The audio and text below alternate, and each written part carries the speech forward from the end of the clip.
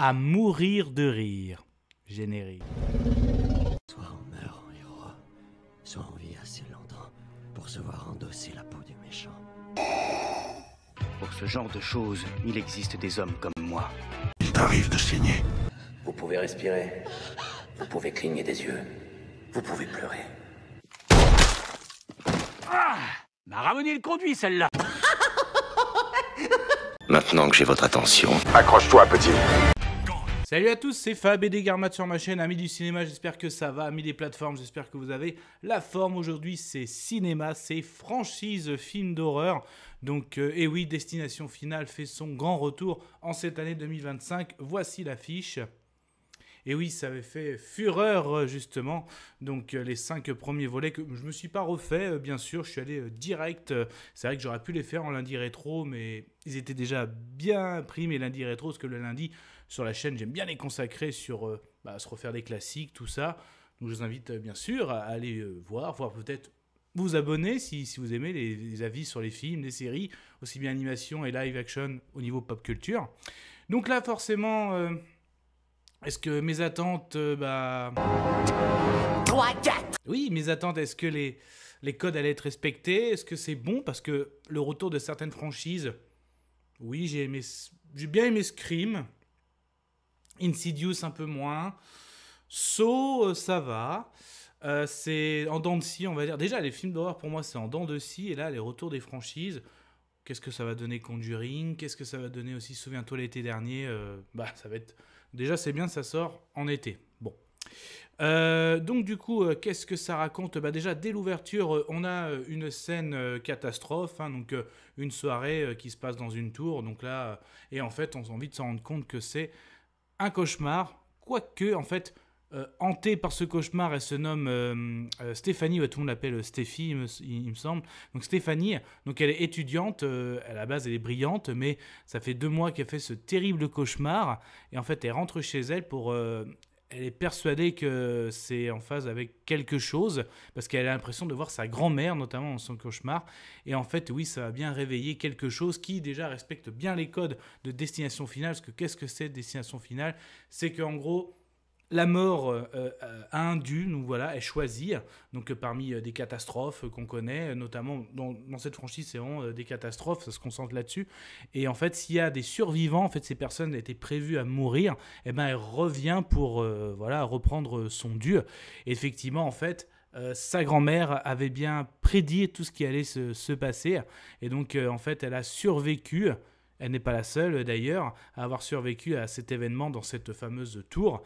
Et forcément, elle a même évité plusieurs morts. Et donc la mort a mis des années à reprendre son dû. Et là, elle arrive vraiment avec cette famille. Et voilà comment survivre face à la mort. Je rappelle que la mort, là, nous ne la voyons pas dans cette franchise. Donc on ne voit pas, non, vous ne voyez pas une faucheuse apparaître. Vous ne voyez pas non plus une sorte d'esprit. Donc tout ça encore, c'est super bien respecté. Et d'ailleurs, est-ce que aussi cette franchise peut avoir son public dans les années 2025 ? Moi, je pense que oui, parce que le côté gore est toujours là.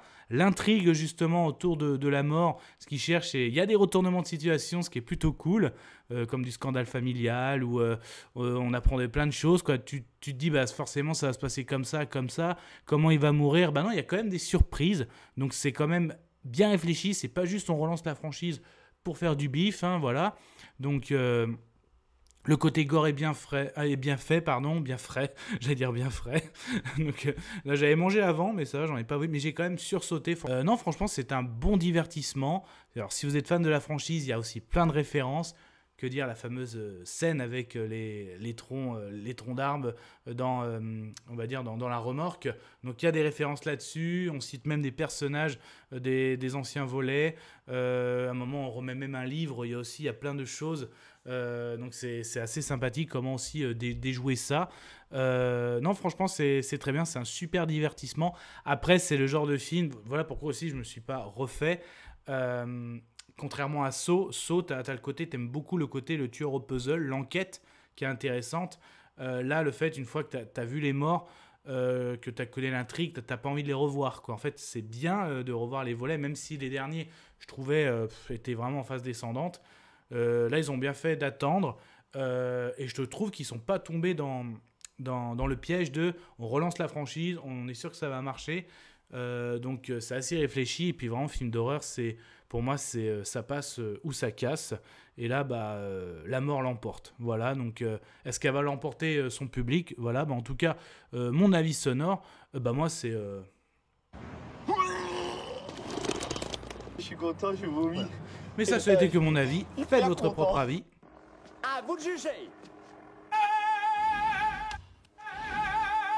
Et puis n'hésitez pas à vous promener sur la chaîne si ça vous plaît, comme je l'ai dit dans la vidéo, ce type d'avis sur les films, les séries, live action, animation. Donc là on était sur de l'horrifique, mais bon c'est des franchises super-héroïques, fantasy, science-fiction. Donc n'hésitez pas à vous abonner, vous allez sur ma page d'accueil, vous cliquez sur s'abonner.